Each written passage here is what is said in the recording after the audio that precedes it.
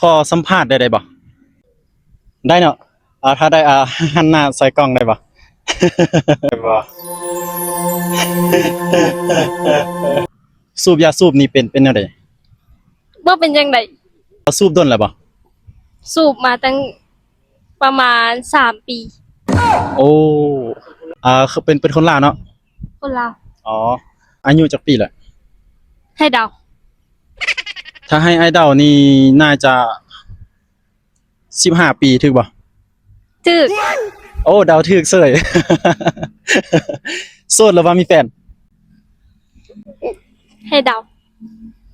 ให้เดาอีกแล้วให้ถ้าให้ค่อยเดานี่เป้าหมายค่อยคือสิจีบเจ้าแล้วเขาจังว่าค่อยจะว่าเขาเจ้าโสดจึกบ่บ่โสดแต่ก็บ่มีแฟนหึบ่มีแฟนบ่โสดแต่ก็บ่มีแฟนฮะอืมคือว่าจังซั่นบ่โสดแล้วก็บ่มีแฟน